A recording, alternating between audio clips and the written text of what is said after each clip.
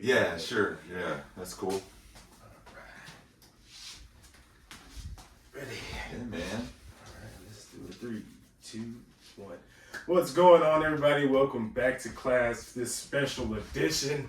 I got a one-on-one with my main man, Brian here. Brian Mathis. You may not know him, but once you hear this voice, if you are a One Piece fan, you will know. If you have seen the first one-on-one, you will know. But if you are new here, this is the man, the myth, the legend. This is Brian Mathis. Hey, everybody. I'm so glad to be here. Thanks for having me, Mike. Of course. I'm glad you're able to come back. Again, this is a second visit. Anything new, anything fun, exciting? Oh, man, let's see. What's been going on since in the anime world, year? man, there's more One Piece to come out there. We just found out there's a new Funko Pop for Admiral Garp coming out sometime in, well, it was supposed to be in January, but it's probably going to be February or March now, but it's the Galaxy Impact Funko Pop, and it is very cool. Yeah. It is very cool. And I've got some new animes out there. I was looking at your resume again. I love to go back and revisit. It's funny because I don't know how to pronounce this anime, and I've been telling everybody how amazing it is. And it starts with a G. Gachikuta. Gachikuta. Okay, now I know how to say it. Gachikuta. I had to look it up, man. I had to when I was in the studio, I said, you got to tell me how to say this, because I keep saying Gachikuta and Gachikuta, whatever, you know, and like, this can't be how to pronounce. They were like, Gachikuta. I'm like, oh man, yeah, that's difficult for Americans, but yeah. So I'm Bundus in Gachikuta, and having fun with him because he's kind of a Western kind of character, and he's a lot of fun. We're still recording him. As a matter of fact, I just recorded some stuff last week for that. So, I got another new show. It's relatively new.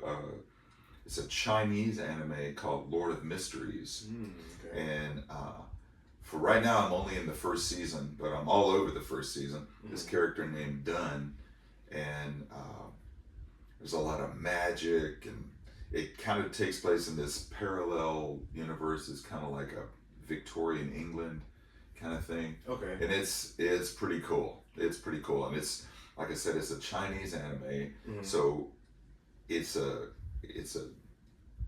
looks anime like in the Japanese style, but it is super smooth, and the artwork is amazing. So the Chinese are really trying to get involved in that anime. Yeah, I think Solo Leveling was Chinese. That was one of the newer animes that came out, I think 2024, I want to say. Okay. But that one is just as smooth, just as nice, just easy to watch. And next thing you know, you've been to the whole 2 seasons. You're like, that's it. Is there more? What's going on? Yeah. But that's how I feel with Gachikuta. It takes a while. Yeah, it's gonna be one of those. I had to do the same thing. I had to first 5 or 6 times I said it, I had to slow down and go Gachikuta. Yeah, exactly. Yeah, I've been flying through that. I just got through the flying trash beast. Yes. Man, I've been accidentally stumbling across some good stuff, and then, like I said, when I pulled up the resume, I was like, let me see what I missed, and I was like, what? Talk about synergy. Just love it. But okay, I see Once Upon a Witch's Death, Fairy Tale 100. Yeah, that's back. That Macau's not in that very much currently. And he was in all the earlier episodes, like way back. Yeah. But this new thing that's going on, he's not in it as much. So. Yeah. Okay. Let's see. All right. I gotta get my fanboy in every once in a while. You already know. So, all right, professional. All right, so got a couple questions. We're gonna revisit if you're down for this. Yeah. As like a Back to the Future kind of thing. Like we're gonna go back to see how we got to here, right? So I broke everything down kind of in timelines, kind of dated. So the first one we want to tackle would be like adolescence. I say between 5 and 11. Like, do you have any fun, vivid memories of like young Brian running around, like causing chaos and getting into trouble? Yeah. Unfortunately, I was a pretty normal kid. You know, I didn't ever really get into trouble. Yeah. You know, I don't know if that's not character building or anything, but you know, I was a pretty normal kid. You know, 5 to 11 kind of thing. So yeah.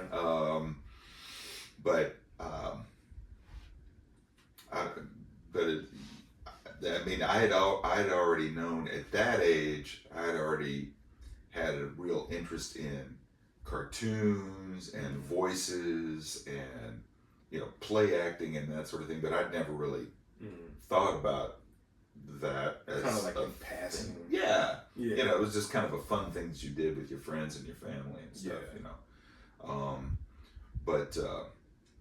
know, nothing crazy. Nothing crazy. Nothing crazy. Okay, well, you already kind of leaning towards like the cartoons and voiceovers. Were there any like, I wouldn't say idols or heroes that you would be like, oh, I remember this person who, kind of influenced me a little bit. Like, I guess, like Police Academy. Yeah. Something like that where people were like, well, I just love the acting like this, and I love like beatboxing. I love, different little things like that. Well, I mean, early on, I was always a fan of Bugs Bunny and all those kind of cartoons and things like that. And my dad had told me, like, I don't even know when this was. I was a real early age. He was like, that voice actor is a guy named Mel Blanc. And I'm like, oh, okay. And he was like, but he does all these voices. And even as a kid, I'm going, he's doing all those voices? Never knew. Yeah. So, just so impressive. What a great career that guy had, So he was like an early inspiration. Yeah. And of course, what I try to remind people is they got to remember they were doing all this in analog. Yeah. A lot harder. The literal cut and paste. Clipping the actual. Yeah. And putting it back together. And with minimal tracks. This is still back when they were using 2 to 4 channels. Yeah. And so just the fact that they could do what they could do back then, now it's not that it's easy now, but when you're digital, you got unlimited tracks. Unlimited cuts. You can do whatever you want to do. You can move stuff around and everything. It's pretty crazy. Yeah. Okay, so now we're moving on to like the teenage years. Now you kind of stumbled across your voice acting, like, oh, that's kind of interesting. It may have piqued your interest just a little bit. And you're like, okay, that's cool. Was there anything else in the back of mind that you were like, okay, I want to do this, if it wasn't for like where the direction you're going now? Like, was there another track that you was like, oh, maybe I'll go play sports, or maybe I'll go cook this, or was there something else? Yeah, absolutely, there was. I was always involved in music, and because like with church and things like that, it was just a thing that you did. It wasn't something I thought about. But I guess I started learning drums about 6th grade, and I just kind of took to it and I enjoyed it. I wasn't real good at it because I didn't practice enough, and that's one of the things that I know, like, younger people are like, I hate to practice, and but I'm telling you, every incremental moment that you spend practicing is going to make you better. Yeah. And I wish that I had done that more. And then when I got, I guess about in 8th grade, that's when I started learning more about playing drum set and things like that. And I was real natural with it. Yeah. And I found out that I was really good at it at an early age, and just everything kind of fell into place, and I knew how to do stuff and things like that. And for the rest of my years of like high school, I thought that's what I was going to lean towards. Yeah. And then I started, finding out how much harder it was, and more instruments. And as far as learning to read music more and things like that. And again, I didn't spend enough time really immersing myself, and I should have. Yeah. And I think a lot of younger people find that they might have a talent for something, and they don't take advantage of these skills that they have. I mean, really take care. Some people do, of course, because we see where they are now. But I feel like, it's one of those things about staying true to something that you really enjoy, that you're a natural at. So, but I didn't start acting until I was a senior in high school. Gotcha. And I was like, oh, this is something else that kind of comes easy, or it's something that I really enjoy, and I'm kind of a natural for it. And I just started doing it more and more there. So then there came a point where it's like, well, are you going to pursue this music thing, or are you going to pursue the acting thing? And I just kind of gravitated more to the acting thing, but I still played music and that sort of thing, but it kind of took a back seat for a long time. Did you ever do any musicals? Oh yeah. You get to combine the two Yeah, passions? actually I did. Yeah. That's a really good question. I got to do several shows over the years of where I actually got to play drums and be in a show, or I played a little guitar and played and did shows in musicals. I picked up guitar when I was about 25, and again, it was another one of those things that I wish that I had spent more time, really perfecting those skills, because I really enjoyed it, but I wish I had done it a whole lot more. But yeah, man, I think there's a lot. I think that's important, though. I think it's important for people of any age to experiment with stuff that they're curious about. Yes. Especially in the arts. Like if they're like, "Ooh, I want to try graphic design," or I want to record, or I want to do mixes and do beats and stuff like that, or DJ or whatever, sing, paint, whatever. Because you're not gonna know that you have an affinity for it until you start doing it. Exactly. Yeah. And I think the older you get, I think people are like, well, if I'm not really good at it in the first couple of weeks, they want to give up. They want to give up. Yeah, oh, it's not for me. You just got to do it because it's fun. Yeah. And then if it starts turning into something more that you're kind of good at, it's the same thing with people that I feel like people that cook. Because I feel like a lot of people don't cook, because I love to cook. And I feel like a lot of people, they've made so many mistakes when they were younger, learning how to cook. They're like, oh, this is so hard, or oh, you just got to take your time and learn how to do it. You just got to do it right. There's nothing wrong with following a recipe. Exactly. Yeah. I feel like a lot of people don't want to do that either. Yeah, they wanted to do it their way, and they wanted to be successful the very first time. Like, this is not what it looked like on Instagram. It's like, well, I was just watching some sourdough fails the other day. They cut their sourdough open, they open it up, and it's just oozing. Yeah. It's not done at all. They're so flat down. Yeah. Burnt at the top and then undone in the bottom. But again, you gotta start somewhere. Yeah. You gotta start there, and then you take the mistakes and you learn from those, and you go on and try again. Yeah. And then each time you build on that, you get better and better. But like you said, a lot of people, if it's not the first week, if it's not the first 2 weeks, they're like, never mind, I don't want to do this anymore. No. They just fall into this complacent comfortability thing. Yeah, and they'll go back to what they normally do. Yeah. And it just, either the guitar or the paint supplies or whatever just sits in the corner. It's like, well, it's not going to play itself. Yeah. It's not going to paint itself. You got to get in there and do it. And it's funny that you said sourdough, because I got a funny story about sourdough. Oh. So,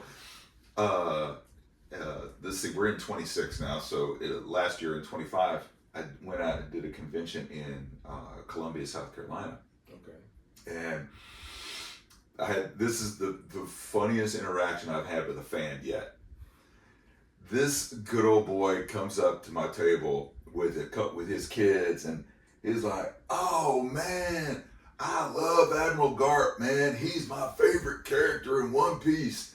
And I was like, "Thanks, brother. I appreciate that." He goes, "Man, no, seriously, I love Admiral Garp. I named my sourdough starter after Admiral Garp."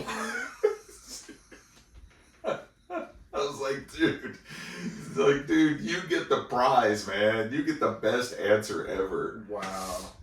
So. I didn't even know you named sourdough that's starter. That's what I told him. I was like, I didn't even know that was a thing. Wow. So you learn something every day, huh? Yeah. So any of your listeners out there, if you've named your sourdough starter, congratulations. You may be successful. Yes. There you go. That's what. If you haven't succeeded in sourdough, make sure you name it first. Apparently, that's the key. That's the key there. You have to name your sourdough starter in order for you to have true ownership. Yes. You've given it life. You got to nurture it like a pet or a plant. Yeah, birth to the sourdough starter. All right, so we're moving on into early adulthood. You have a passion for music. You have this passion for acting and for voiceover and everything like this. So what I'm curious about now is, what is your day-to-day looking like outside of these passions? Like, what are you doing to make way to get to have more time to go to the studio, or get more time to practice and do things like that? Yeah. I think that you're always chasing something, and that's it's not really a downside, but it's just part of the effort, because it's not gonna just come to you. Yeah. Now there are people in the world that stuff just comes to them. Sometimes, yeah. When they're super successful, people are getting, a lot of these movie and TV people, they're getting sent scripts, and they get offers, immediately, and and that's happened before, but it's not happening on a daily basis. It just happens, and once in a blue moon. But you're always chasing that next job and things like that, because if you're even with One Piece, which has been going on now for me, 10 years more, but it's not like I've been in the studio every week for 10 years. There was a long stretch, probably a year and a half, maybe even 2 years, that I didn't record anything for Garp. It's just that they hadn't developed anything in the storyline for him. So you're always looking for more stuff to do.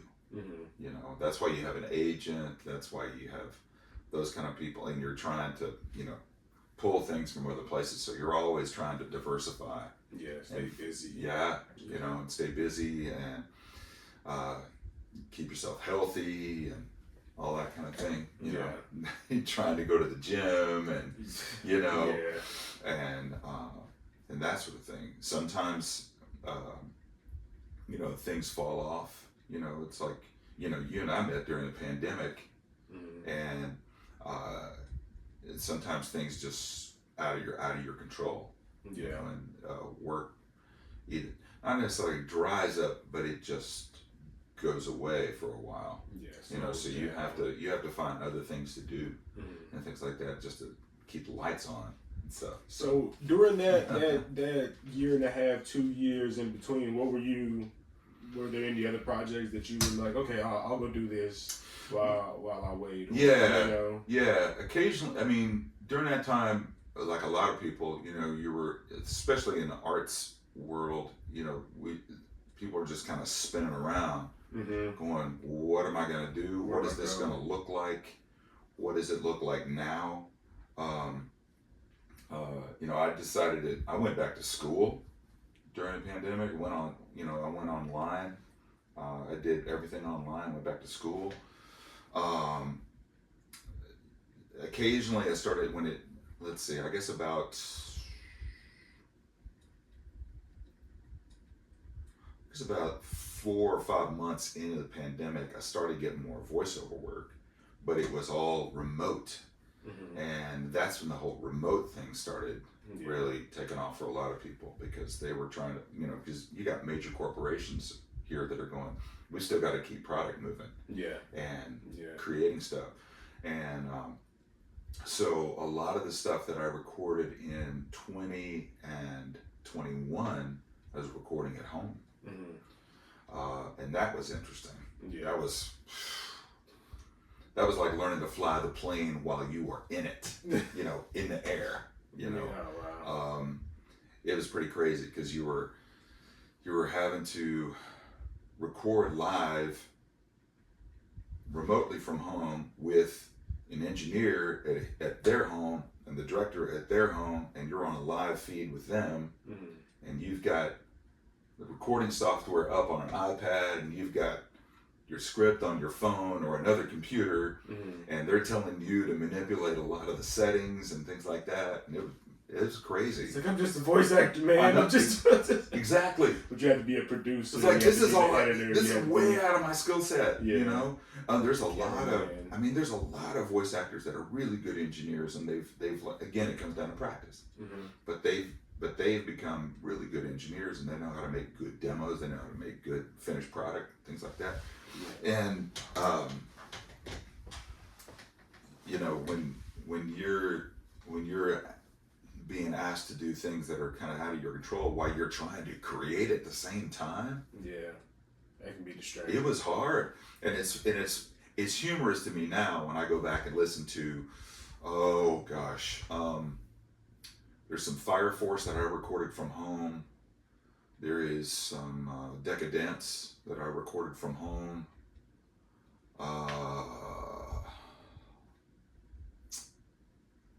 What else did I record from home?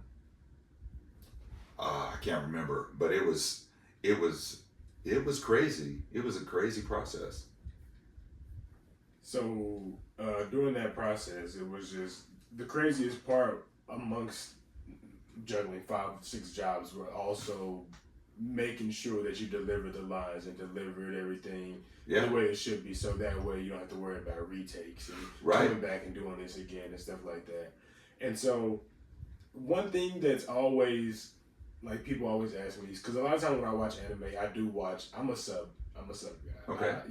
I enjoy the acting, the voiceover from there, but I do dub from now and again. So for me, people always ask why, and I'm like, I don't know. It feels like the passion feels a little different, and it feels like they may be a little bit more passionate, a little bit more, straightforward. As with any conversation, if it's your natural language, if that's your language of origin, you're gonna just speak. It's gonna come out naturally. Everything's gonna come out with passion, emotion, or whatever it is at that moment. So when you're reading, how do you tap into that? Is there something where you're like, all right, you read this line and I know it's asking me to deliver this. Yeah, that's a really good question. I think what's challenging is that by the time we get a hold of it, it's already been done once. And it's already been done in the native Japanese language, and their pattern and their speech pattern and their tempo and everything is different, and they put stress on different words than we don't. And the way that it sounds audible, this is my opinion, is the way that it sounds to our ears when we're listening to the Japanese and we're reading the subs, we kind of have a different involvement with it, because I feel like when I meet fans at conventions and stuff, some of them are hardcore sub fans, they're hard, and I get it, because I feel in a way when they're watching that, they're getting a different kind of interpretation of what the information is. I know that's kind of deep, but they're listening to the Japanese actor have this emotional connection with the dialogue, and then they're seeing the English translation, and they're reading it, and they're taking it in. And I also feel like because the sub fans are a little bit different, is because I feel like they have a deeper involvement because they're actually reading it. Yeah. You know? Sticks So they're, yes. Not that the dub fans are not, but it's different when you are just listening to it. Yeah. You know? So that makes our job even more important to make a good dub translation of what they've already created. And the thing I'm always saying is it's like putting a square peg in a round hole. We've got to take what they did, and then it gets translated into English literally, and then they take that literal translation and turn it into dialogue that makes sense to the American or English speaking ear. Yeah. You know, and that's a hard job to do. And a lot of times when we record stuff, things can be sometimes a little overwritten because they're trying to make it fit in the amount of time with the flaps and that kind of thing. And I think that's just from the fact that they're trying to honor what's already been done. Gotcha. So I totally respect that. You know, whereas if we listen or watch an American animated program, it has a kind of a different feel anyway, because everything is created from the ground up as American. Exactly.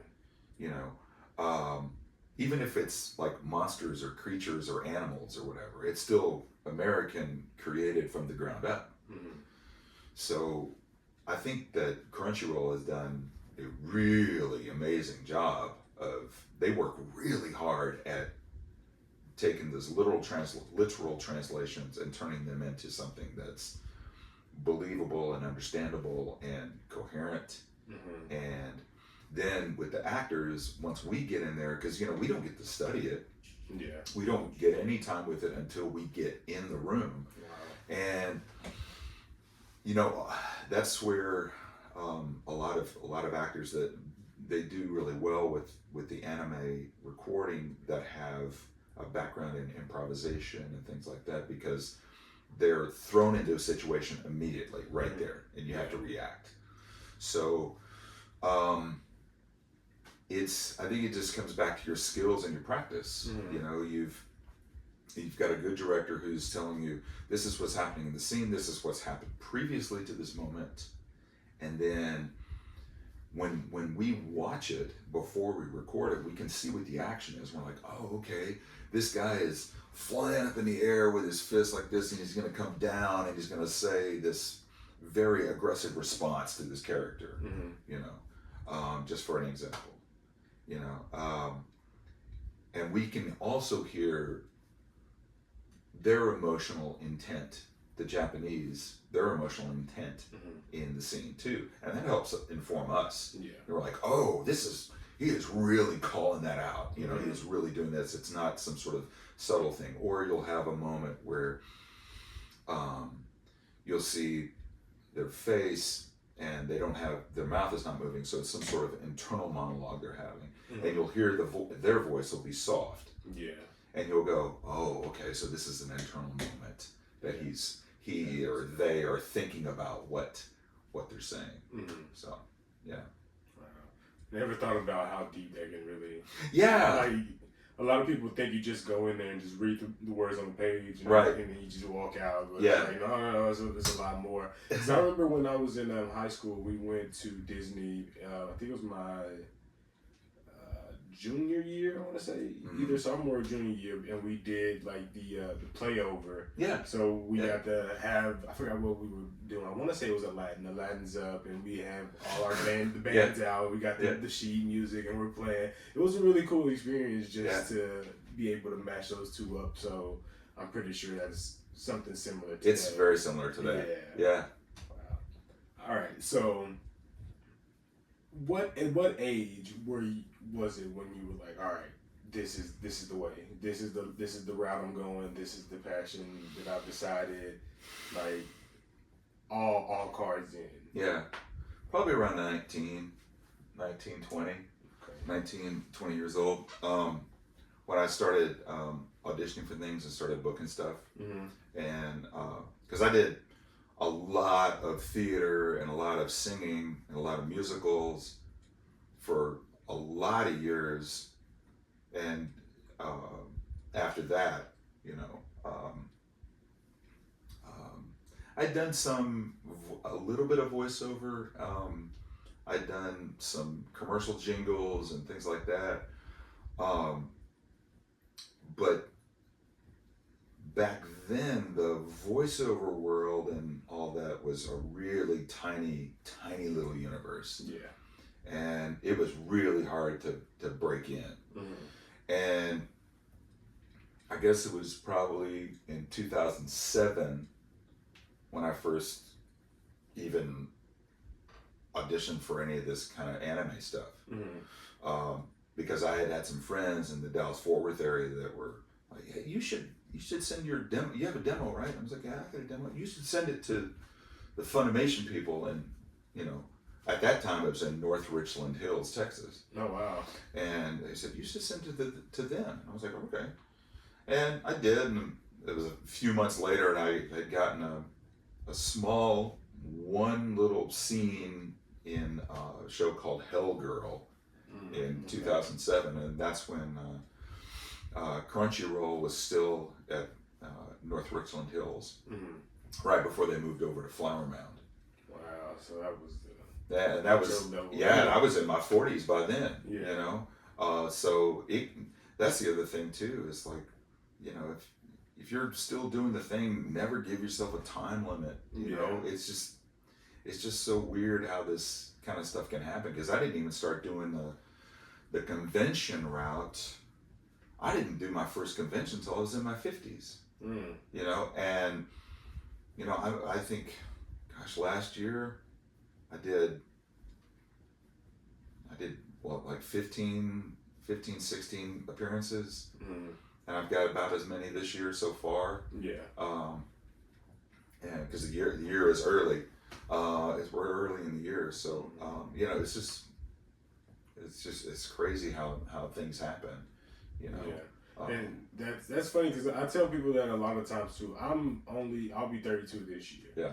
But I tell people who are older than me, who are like, oh, I don't know what I'm doing. I feel like I'm stuck. I'm lost. I'm like, hey man, listen, that's okay. Once you find something that you really enjoy and you really go after and you really pursue it, and nothing else really matters besides like family and friends and whatever religion you may have a choice, if that thing is still a high priority and you pursue it, you can be doing it for 40 years after you're 40. Yeah. You'll be 80 years old still doing it if you have that passion, if you love it, and you will succeed in it. And so, I mean, that's a lot. That's something that I think a lot of people need to hear, because a lot of people, they do want to give up when they don't see a clear path or a clear direction. Yeah. And so, I don't know. Yeah. Stay the course. I feel like people also find. I think they also find out things that they're good at later on in life too. Yeah. You know, or it's something that they were always good at, but they never really pursued it to a professional level. You know. I've heard the last name escapes me now.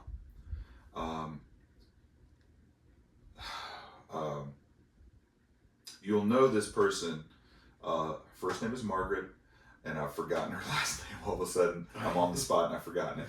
But she's an actress. She's deceased now. But she was a friend of mine that I had done some shows with in the 90s. And she did not start acting until she was in her 70s. Oh, wow. But she has been in some iconic films. She was in No Country for Old Men. Oh, we just watched that movie a few weeks ago. She was the female hotel clerk in whenever Brolin goes in and asks for another room. and she tries to get him to change to another room. Yeah. And then she has this super iconic moment in a film called Hell or High Water. Okay. With Jeff Bridges, and where the fellas go in to order steaks at this restaurant, and her famous line is, "What don't you want?" And it's all over the internet. There's all kinds of clips of Margaret doing this, but that lady was in her 70s when she started acting. Wow. And I guess when she had done Hell or High Water, she was probably 80. So it can happen, and then I've been following this other lady who was actually used to work in the Dallas-Fort Worth area, a lady named June Squibb, and she is on Broadway right now. That lady is 92 years old.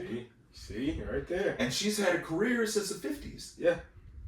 It's like, but she wasn't famous in the 50s or the 60s. It's like your passion will sustain you and keep you alive and keep you thriving. Yeah. Yeah. That's why I feel bad for people that are in, and it's not a judgment at all. It's just a complete observation. I feel bad for people that are in either dead-end jobs or they're in jobs that they really hate. Yeah. And things like that. When you know that when they go home at night, they have something that they are really passionate about. Yes.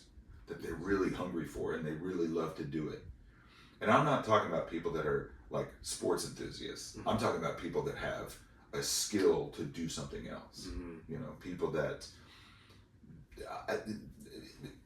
like to rebuild engines, that are decorators, that are chefs and carpenters, things like that. And that's what really gets them on fire. But their time is just limited. Their time is limited because they can only do so much in the day because of the job that they have and that sort of thing. And not that everybody needs to launch themselves into the arts, but I feel like those outlets are really important for people.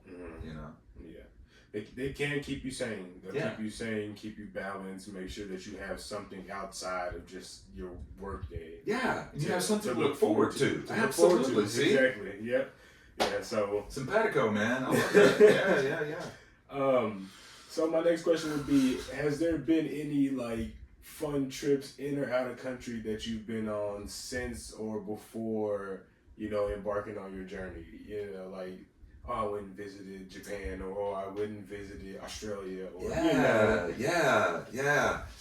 absolutely. I went on a lot of cool conventions this year. Got to go to some cool places. But in March, I'm going to the UK for the second time in my life. Okay. So I'm going to the Oxford Card Show in Oxford, England. Wow. So, and that is going to be a huge thing. There are so many voice actors that are going to be at this thing. So if you happen to be watching in the UK, fingers crossed. That's right. We'll be in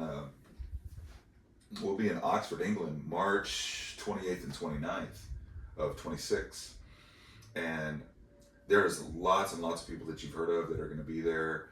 But I'm just excited to be invited and to go over there and hang out and see the English fans and that kind of thing. So that's going to be very cool.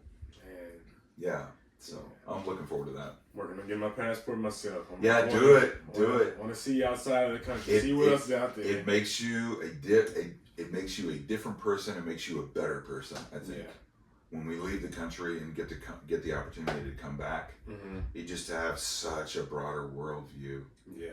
Just about how other people may or may not have it better, or things like that, or how things are done in different countries. And I think that's cool when you travel, especially when you travel internationally. You're like, wow, what they got going on is really good. However, what also they have going on is not as good as what we have here. Gotcha. So it's really eye-opening. So with that said, if you had to narrow it down, what would be one of your favorite places that you went internationally and one place that you went within, the U.S.? that you're like, oh man, yeah, this is the place that I could come back to. When I was a kid, when I was in my teens, I lived in Germany for a short time, for about 3 years, and that was just incredible experience. That country alone is amazing to visit. It's just amazing how things are done, and that sort of thing. As far as my professional career, I hadn't really traveled. I had not really performed internationally, except for Canada. Even though people are like, "Oh, it's Canada," yeah, but it's still a foreign country. Yeah, you know. But it was great. I had a great experience in Alberta, one of the provinces in Canada. I had a great experience up there. But I spent a lot of time with my family all over Western Europe, so it's just an incredible experience. And now that we have translators that you can hold in your hand and things like that, opens up a whole different world of possibilities. Not that we shouldn't learn other languages, but it just makes it so accessible for other people. Yeah. You know. Let's see, the United States, as far as some of the cons I've been to, some of the cons I don't get a whole lot of time to go and see stuff. Yeah. Because you go in and you're there for 2 or 3 days and you're just working, and let's see, they've all been really great. You know, all these, but even I've done some little bitty towns, and then I've gone and done some much bigger cities, and that's another thing too. Just because I've been to some bigger conventions doesn't necessarily mean that they are more successful or nobody's more excited than the one that you're at then. Because I've done some little bitty cons that I did really well financially at, you know. I've gone to some bigger cons. You're like, well, is anybody going to show up, you know, today? Yeah. But it's just really cool how that thing is. This whole genre is like taken off and doing. It's doing really well, and it seems to be continuing to get bigger. You know. But I love traveling though. I love going to different places and stuff. So. Yeah, we just had our travel bug last year. We were everywhere. We went to Las Vegas. We went to Rhode Island. We went to we went to Oklahoma. We went to North Carolina. We were just. So this year we're kind of settled down. We kind of a little more tame, and we're only gonna plan maybe 2 or 3 trips and try to conserve some money, because traveling is fun. I enjoy it, but it is a costly thing where once you're done, you're looking at the damage. It's just like Christmas shopping. It's like, all right, what do we do now?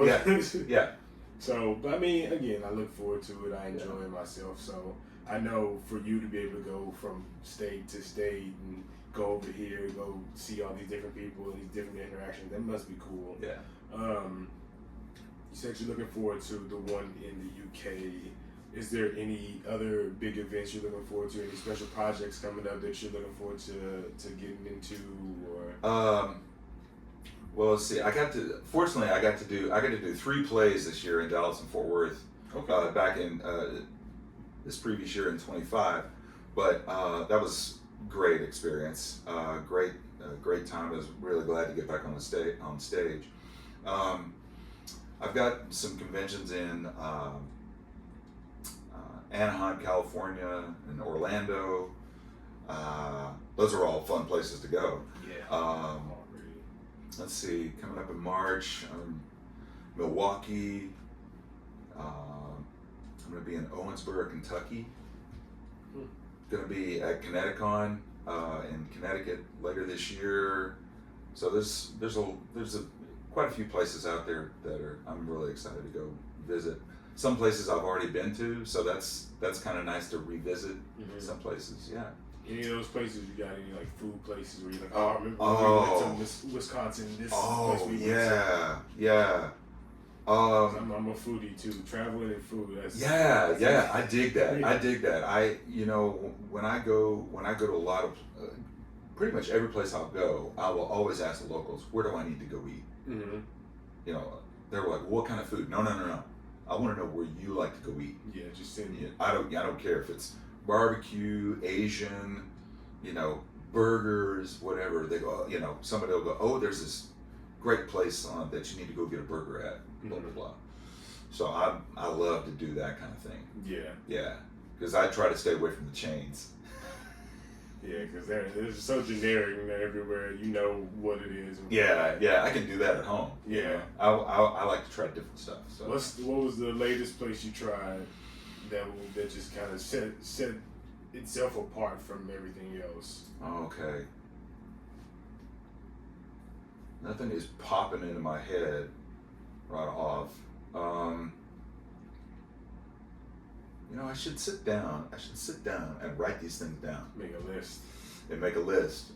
So when I go back to these places, I'll go back to them again. Yeah. I'm on the spot and I'm not really thinking about it. but I'm always like looking for something different. Like I don't ever want to eat at the hotels.